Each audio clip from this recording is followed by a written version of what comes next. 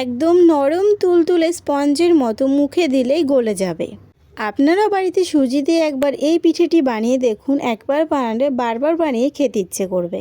নমস্কার বন্ধুরা, আপনাদের সবাইকে সন্ধ্যা চক্রবর্তী অফিসিয়াল চ্যানেলে স্বাগত। আশা করছি আপনারা সবাই খুবই ভালো আছেন, আমিও খুবই ভালো আছি। চলে এসেছি আজকে আমি নতুন একটি রেসিপি নিয়ে। আজকে নতুন রেসিপিতে আপনাদের সবাইকে স্বাগত। আজকে আমি তৈরি করব সুজি দিয়ে একটি অসাধারণ রেসিপি। কোনো রকম ময়দা বা চালের গুঁড়ো এখানে লাগবে না, শুধুমাত্র সুজি দিয়ে এই পিঠেটি আমি বানিয়ে নেব। এখানে আমি 1 প্যাকেট সুজির অর্ধেক সুজি ব্যবহার করেছি, আর দিয়ে দিচ্ছি এখানে 1 চামচ আমল দুধ, আর দিয়ে দেবো এখানে দুধ। এখানে আপনারা চাইলে আমল দুধটাকে গুলিয়ে নিতে পারেন, কিংবা আপনারা চাইলে গরুর দুধও ব্যবহার করতে পারেন। এখানে আমি আমল দুধ ব্যবহার করেছি। আমল দুধ আগে আমি জলে গুলিয়ে নিয়ে সেটাকে গরম করে ঠান্ডা করে নিয়েছি, তারপর এখানে আমি সেটা ব্যবহার করছি। আপনারা চাইলে এখানে গরুর দুধ ব্যবহার করতে পারেন। এরপর এখানে আমি দিয়ে দিচ্ছি কিশমিশ। কিশমিশ আগে আমি জলে ভালো করে ভিজিয়ে নিয়েছি, তারপর এখানে আমি 7 থেকে 8টা কিশমিশ ব্যবহার করছি। আর ব্যবহার করছি চিনি। চিনিটা এখানে আমি 2 চামচ নিয়েছি, আপনারা চাইলে চিনির বদলে গুঁড়ো ব্যবহার করতে পারেন। আর দিয়ে দেবো 1 চিমটে লবণ। এরপর সবগুলো একসাথে ভালোভাবে মিশিয়ে নিয়ে বেশ কিছুক্ষণ এভাবে মেশাতে থাকবো।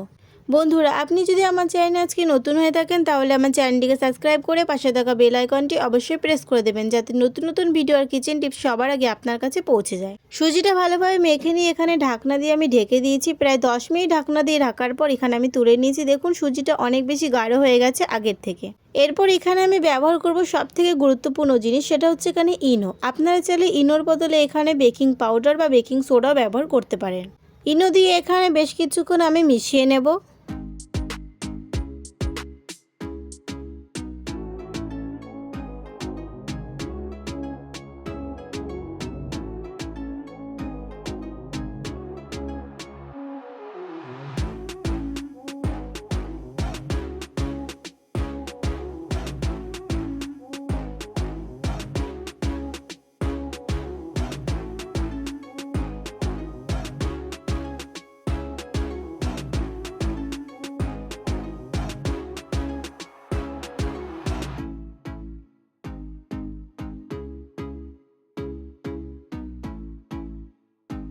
সুজি ভালোভাবে মিশিয়ে নেওয়া হয়ে গেছে। এরপর এখানে আমি একটা গ্লাস নিয়ে নিয়েছি। গ্লাসের মধ্যে আগে থাকতে এখানে আমি তেল মাখিয়ে নিয়েছি। গ্লাসের ভিতরে ভালো করে তেল ব্রাশ করে নিতে হবে। তেল ব্রাশ না করলে পরে পিঠেটা তৈরি হয়ে যাওয়ার পর বের করতে খুবই অসুবিধা হবে, ভেঙে যেতে পারে। এরপর এর মধ্যে আমি ব্যাটারটাকে ঢেলে দেব। এরপর এর ভেতরে আমি পুর দেবো। এখানে আমি মাখা সন্দেশকে লম্বা করে মেখে নিয়েছি। এরপর এই পুরটা আমি এর মধ্যে দিয়ে দেবো। এখানে কিন্তু আপনারা চাইলে নারকেলের পুর ব্যবহার করতে পারেন। এখানে নারকেলের পুরটাই সব ক্ষেত্রে ব্যবহার হয়ে থাকে, কিন্তু এখানে আমি নারকেলের পুর ব্যবহার করব না বলে এখানে আমি মাখা সন্দেশের পুর ব্যবহার করেছি। আপনারা চাইলে এখানে গুড় আর নারকেল দিয়ে পুর বানিয়ে সেটা এখানে ব্যবহার করতে পারেন। মাখা সন্দেশের পুরটা এখানে দিয়ে নেওয়া হয়ে গেছে। এইভাবেই আপনারা তৈরি করে নেবেন। গ্লাসে ব্যাটার দেওয়ার সময় কিন্তু পুরো গ্লাস ভর্তি করে ব্যাটার দেবেন না। এখানে দেখুন ভিডিওতে যতটুকু দেখা যাচ্ছে ঠিক ততটুকু ব্যাটার আপনারা এখানে দেবেন। প্রয়োজনে আপনারা 2 থেকে 3টে গ্লাসও ব্যবহার করতে পারেন। এরপর এখানে আমি হাঁড়ির মধ্যে বেশ কিছুটা জল নিয়ে নিয়েছি। এরপর এখানে আমি গ্লাসটা বসিয়ে একটা ঢাকনা দিয়ে ঢেকে দেবো।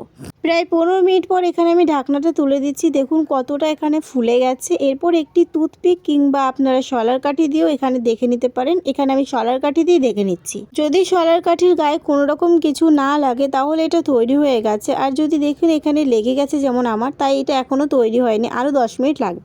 টোটাল 25 মিনিট পর এখানে আমি নামিয়ে নিয়ে বেশ কিছুক্ষণ ঠান্ডা করে নিয়েছিলাম। এরপর একটি পাত্রের মধ্যে এটাকে আমি বার করে নেব। পেছন দিকে আস্তে করে এভাবে ধাক্কা দিলে এটা বেরিয়ে যাবে। তেল যদি না দেন সেক্ষেত্রে কিন্তু খুবই অসুবিধা হবে। এখানে পিঠেটা তৈরি হয়ে গেছে। এরপর এটাকে আমি একটি ছুরির সাহায্যে ছোটো ছোটো টুকরো করে পিস করে কেটে নেব।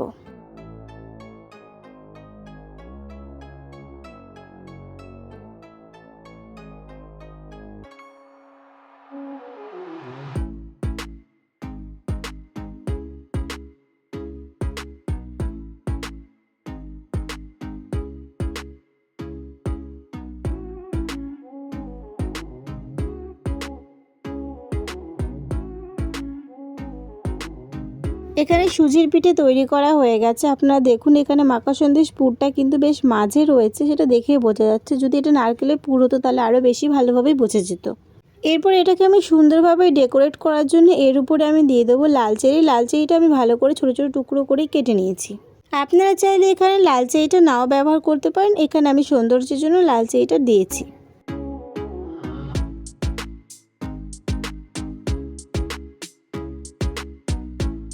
তৈরি হয়ে গেল আজকের সুন্দর মিষ্টি সুজির ভাপা পিঠে। আপনাদের যদি আজকের এই রেসিপিটি ভালো লেগে থাকে তাহলে আমার চ্যানেলটিকে সাবস্ক্রাইব করে ভিডিওতে একটি লাইক করে পাশে থাকবেন।